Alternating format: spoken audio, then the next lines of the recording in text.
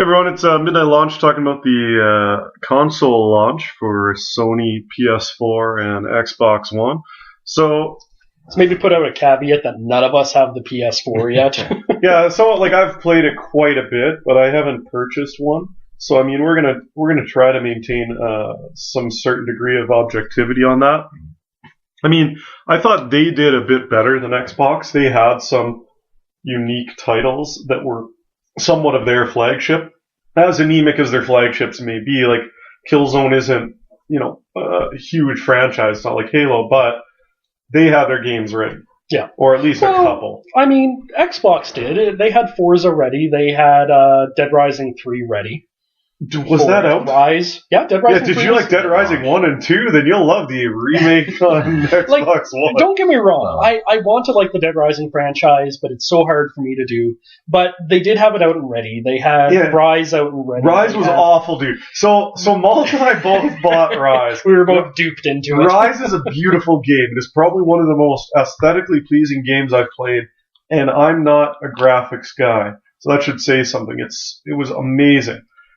It was the most slapped together piece of shit repetitive gameplay.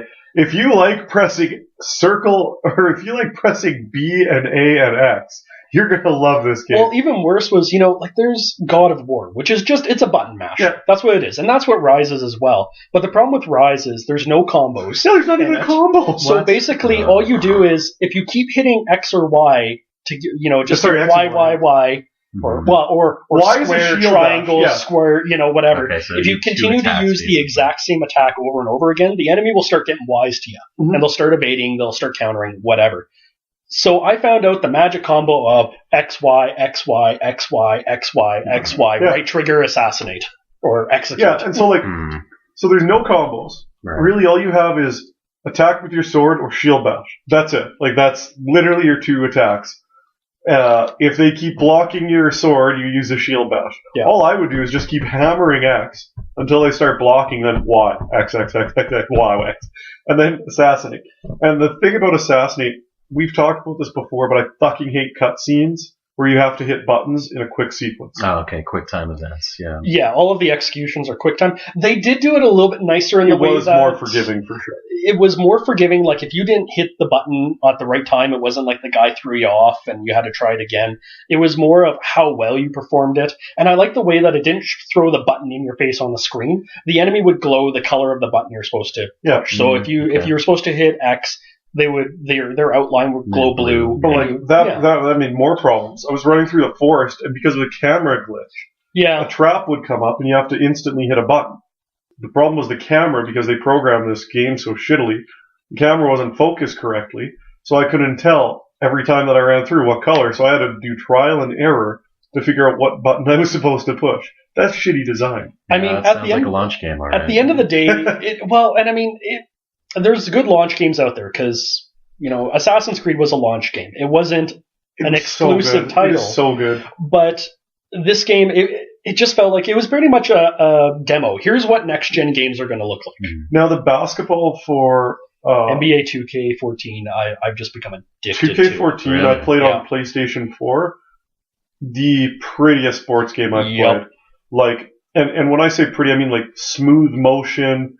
realistic gameplay. I played basketball growing up. I'm balls to bone basketball, and everything about it, the plays, the shooting, the ability, it was just really well done. And on the other hand, I've never watched basketball. I played, when you're in gym class and they're like, "Hey, everybody, we're gonna play basketball," and all you did was throw the ball at the hoop and hope you got it in.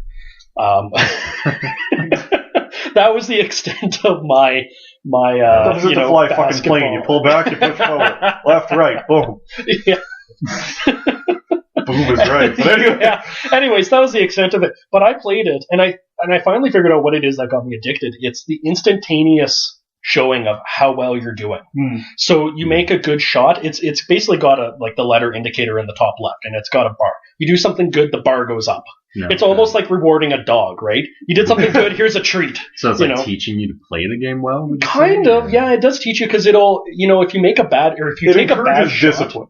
Yeah, if you're just trying to throw the ball at the hoop every single time, it's going to start getting mad at you for taking bad shots, and your grade is going to start going down. And your grade does have an effect if you're playing the career, because you get these coins. That's how you upgrade, buy stuff, whatever. Mm-hmm. So the worse your letter grade, the fewer points you get. So you want to have a good letter grade in the end. UI-wise, I am not impressed with what Xbox One did with their UI. With the we're jumping topics, eh? Okay, so you're talking about like the system. Yeah, with the Xbox One, the system. So the interface. Tiles. Yeah, I'm not against the tiles. Like they had tiles for the 360. This one seems like they're trying to ram add-ons down your throat. Everything is, hey, look at the store here, and I'm like, I just want to change my settings. I shouldn't have to go into non-intuitive screens to figure out my Bluetooth when you have a poster on the screen of like buy Animal Crossing sort of shit. Like I don't care about that. Yeah. And you can't remove it. Do you know what's the one thing I hate the worst about the UI? The party system. Hate it. Despise it with a passion. It's not easy to find out who's online. You have to then go into like your thing and then look at who's online, and it gives you a big list of all the people that's in your friends list and a little green dot for who's online. Really? And the party system. I don't like it.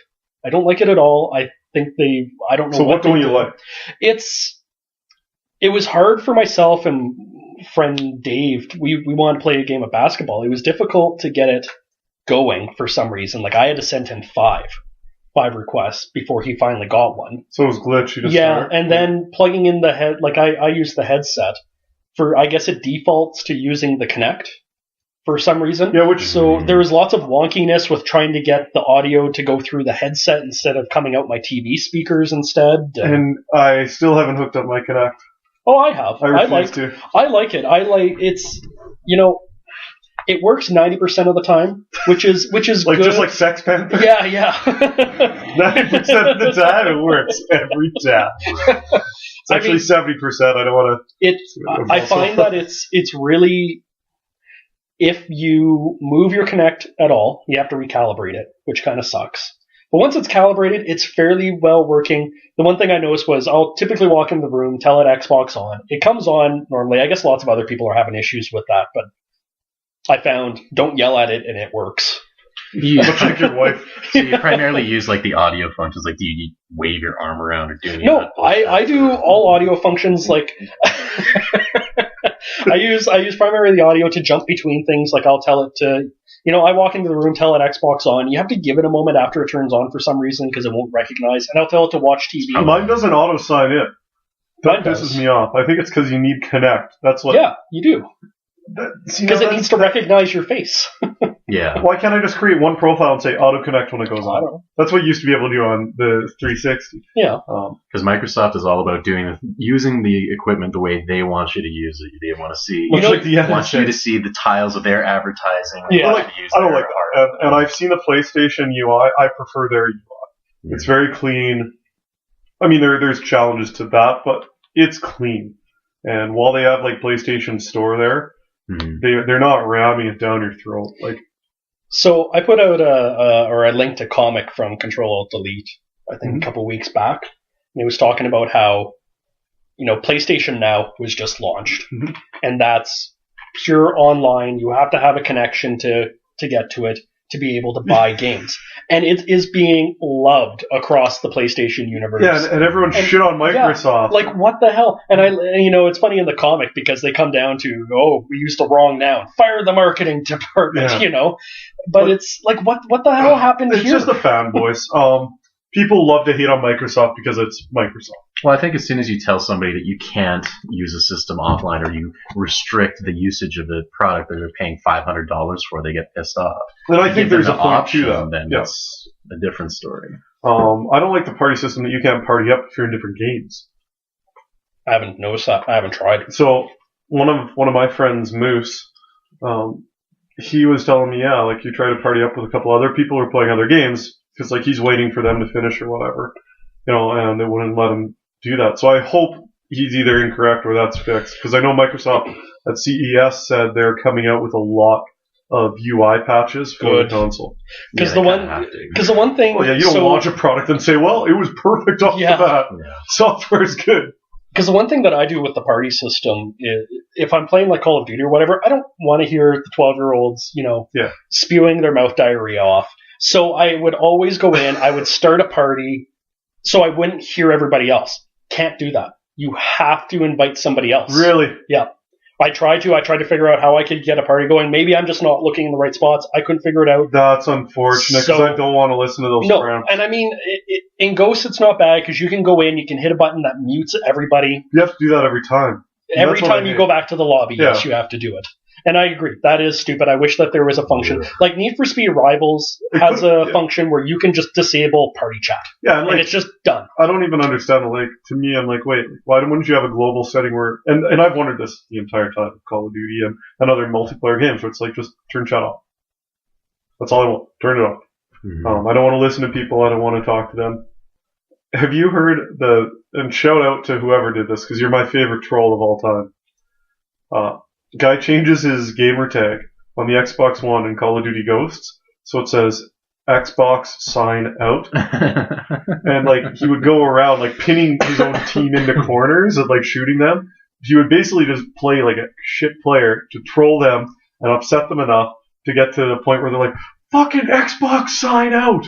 And then they'd be like, no. That's awesome. Or Xbox off. Or turn off. But it was Xbox sign out, funny. And so it would bring up that screen. And like, that's funny. And so this guy who, the troll, he would record the audio and play it from his screen and like have captions. It is one of the best things. So like, go on YouTube. We'll put the link up on our Facebook page. It's just fantastic. It's 3.5 minutes of just laughing your ass off at these rage 12-year-olds who are like, fucking, who is Xbox sign out? No. That's great.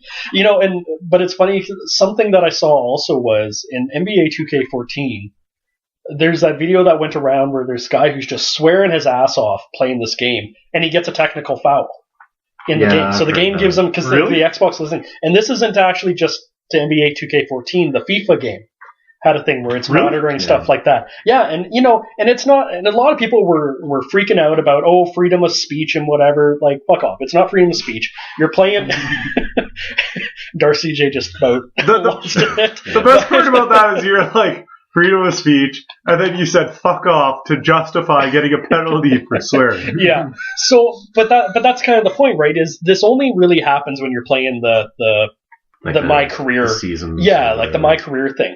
So you're getting mad at the game being too immersive, because if you're swearing up a storm on the court or on the ice, you're going to eventually be getting penalties. Yeah, all right. I see what you're saying. I mean, that's a neat thing. Do we know we can turn it off or not? Or I'm not sure about that. Yeah, just something like, there's so many applications to actually use this to punish people who troll online.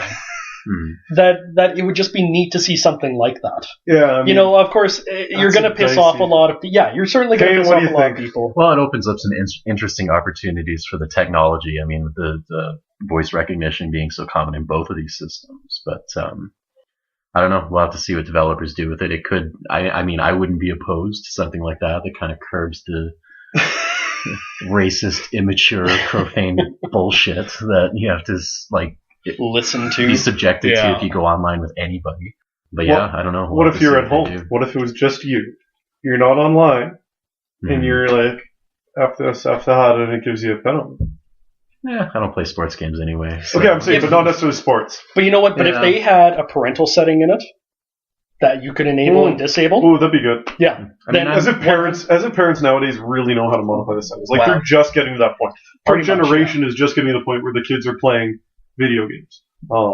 But I mean, you do something like that, and then you can say, well, we have the tools there for you. Mm-hmm. Or in reverse, you play Grand Theft Auto, if you don't drop the N-word at least one time every 22 seconds, Franklin starts to get less street cred. That game was so ridiculously over the top for dropping that word. I was like, I appreciate that this is probably somewhat realistic, and this is only a hypothesis to some of the life in that area. But holy crap, man, like, the sheer quantity of MF and N bombs in like a 20-second span. Like, I'm uncomfortable and I have headphones. I'm in my 30s. Yeah. It was like watching Django Unchained. This is somewhat uncomfortable. Right, so at any rate, let us know what you think about the console launch. If you have a PS4, we'd love to hear from you and sort of see what your thoughts are on it. Yeah, before we sign out, I mean, you guys both had the Xbox One. We're about 2 months into it. You've played some of the launch games. What do you say to people out there that are thinking of picking one up? I'd hold off until a decent title comes out. I would hold off until probably next fall. Because you're going to start hearing titles coming out that are going to be launched next fall here, probably in the next 3 or 4 months. Yeah, I mean, Well, Watch Dogs is coming out very shortly. So that, I mean, but you can get that on the 360, right? I don't even know if they're going to now. Yeah. Well, who knows? So regardless, I mean, that will be coming out. It may or may not be next-gen exclusive or not. But, I would say wait till the summer, wait till the fall. Yeah, wait till a title comes out that you like. Yeah, like, which is what I'm if you're looking at it, you're like, hey, I really want this title, then pick it up. And in terms of whether to get, if you don't know, if you're not really a fanboy of either Xbox One or PlayStation, I say look at the exclusive titles that are going to come out for each one. And that's going to be the one that you're going to want to go with. That's fair. Let us know your thoughts if you picked one up, how you feel about that investment, and if you're planning on getting one. It's Midnight Launch.